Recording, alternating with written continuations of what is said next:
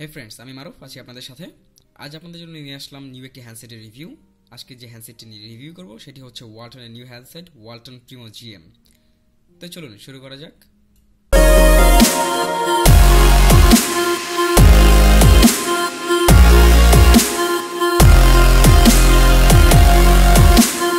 প্রথমে দেখাবো এর আনবক্সিং।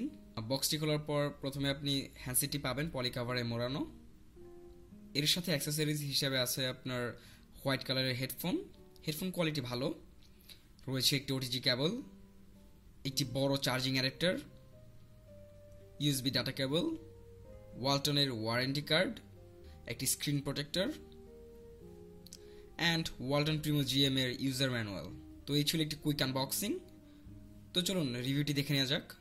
প্রথমে আমরা এর স্ট্রাকচার নিয়ে একটু কথা বলি। তো দেখতেই পাচ্ছেন আমার হাতে রয়েছে ওয়ালটন প্রিমো জিএম।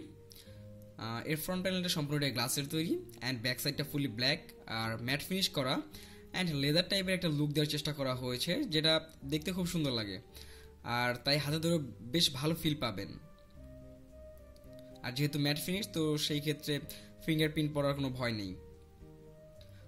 এর হাইট হচ্ছে 141.5 মিলিমিটার, এর উইথ হচ্ছে 71.9 মিলিমিটার অ্যান্ড এর থিকনেস হচ্ছে 9.3 মিলিমিটার।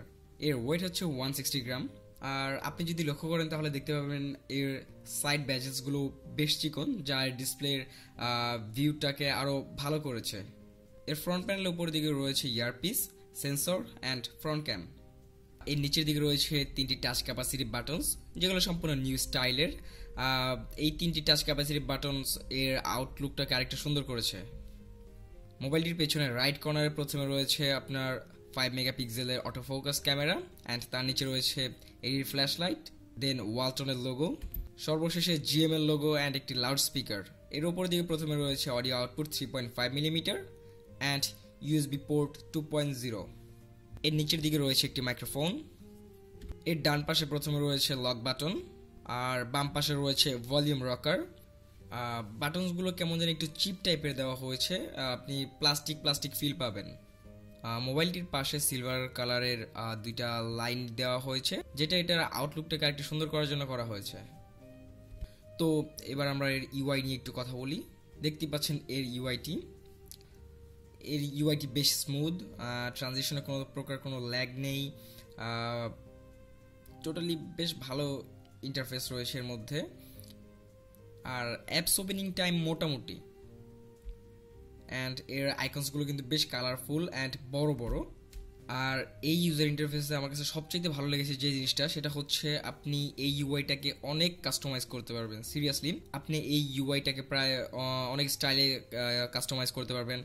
যেমন আপনার স্ক্রিন টু স্ক্রিন স্লাইড কেমন টাইপের হবে, বা আপনার যে ট্রানজিশন ইফেক্ট রয়েছে সেটা কেমন হবে, আপনার যে অ্যাপস ড্রয়ারটা ওপেন হয় সেটা কিভাবে, আপনি এগুলো সবগুলো সেটিংস আপনি জাস্ট আপনার ডিসপ্লেতে ট্যাপ করে রাখবেন, তখন যে সেটিংসটা আসে সেখান থেকে চেঞ্জ করে নিতে পারবেন। আর এর মধ্যে বেশ কিছু প্রিলোডেড থিমস রয়েছে, যেগুলো দেখতে বেশ সুন্দর অ্যান্ড অ্যাট্রাকটিভ, অ্যান্ড যেগুলো অ্যাপ্লাই করলে ইউআইটা সম্পূর্ণরূপে চেঞ্জ হয়ে যায়। সাপোজ ধরুন আপনি ইউআই এর একটি লুক ইউজ করতে করতে বোরিং হয়ে গেছেন, তো সেই ক্ষেত্রে আপনি নিউ আর একটি থিম চুজ করতে পারবেন, যার ফলে সম্পূর্ণ লুকটা চেঞ্জ হয়ে যাবে, এর ফলে বোরিং আর মনে হবে না। এই ডিসপ্লে সাইজ হচ্ছে 5 ইঞ্চ আইপিএস ডিসপ্লে, রেজলিউশন হচ্ছে 854x480p। এর অ্যান্ড্রয়েড ভার্সন হচ্ছে অ্যান্ড্রয়েড 4.4.2 কিটক্যাট, আর এর মধ্যে ওটিএ বা ওভার দ্য এয়ার দেওয়া হয়েছে। তো সেই ক্ষেত্রে ওয়ালটন যদি নেক্সটে কোনো অফিসিয়ালি আপডেট ছাড়ে, তো আপনি আপনার সিস্টেমটাকে তখন আপডেট করে নিতে পারবেন। তো এবার এর ক্যামেরার মধ্যে আসি। এর মধ্যে রয়েছে অটোফোকাস যুক্ত 5 মেগাপিক্সেলের রেয়ার ক্যামেরা। ক্যামেরা সেটিংসটা বরাবরই নর্মাল অ্যান্ড আদার্স ওয়ালটন স্মার্টফোনের মধ্যে সিম্পলিস্টিক রাখা হয়েছে। এর ফোকাস কোয়ালিটি ভালো অ্যান্ড পিকচার কোয়ালিটি বেশ ভালো, নয়েজ খুব কম ছিল। আর ডে লাইট পারফরমেন্স ভালো, লো লাইট পারফরমেন্স মিডিয়াম, আর শাটার স্পিড অনেক ফাস্ট। আর হ্যাঁ, এর মধ্যে রয়েছে এলইডি ফ্ল্যাশ লাইট। এর ফ্রন্ট ক্যাম হচ্ছে ভিজিএ, তো বুঝতেই পারছেন কোয়ালিটি অতটা ভালো না। এবার আসা যাক এর হার্ডওয়্যারে। এর সিস্টেম চিপ হচ্ছে মিডিয়াটেক 6582, সিপিইউ হচ্ছে কোয়াড-কোর 1.3 GHz, জিপিইউ হচ্ছে মালি 400 MP, RAM 1 GB, ROM 8 GB and আপনি এক্সপ্যান্ড করতে পারবেন আপ টু 32 GB পর্যন্ত।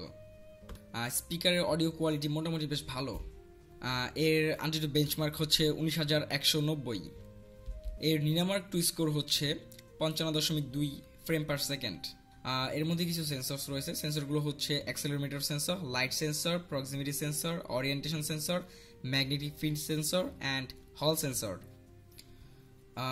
এর মধ্যে ফুল এইচডি একটা ভিডিও প্লে করেছিলাম, যেটা বেশ ফ্লোলেসলি চলেছে। অ্যান্ড আইপিএস ডিসপ্লে হওয়াতে এর মধ্যে নেগেটিভ সাইড দেখা যায়নি, ভিউইং অ্যাঙ্গেলগুলো বেশ ভালো ছিল। আর আমি মেইনলি কোনো গেমিং রিভিউ করি না, তারপরে বরাবর মতো আপনাদের রিকোয়েস্টে এর মধ্যে জাস্ট একটি গেমস আমি একটু খেলে দেখবো, যে জাস্ট কেমন চলে আপনাদেরকে একটা ধারণা দেওয়ার জন্য। এর মধ্যে আমি হাই গ্রাফিক্সের একটি গেম খেলবো, যেটি হচ্ছে অ্যাসফল্ট 8 এয়ারবোর্ন।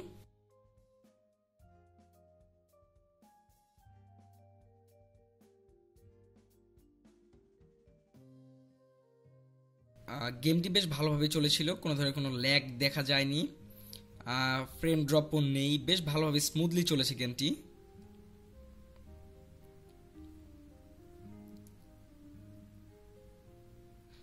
গেমসটি আমি এর মধ্যে হাই কনফিগে খেলেছিলাম। হাই কনফিগে গেমসটি বেশ ভালোভাবে চলেছে।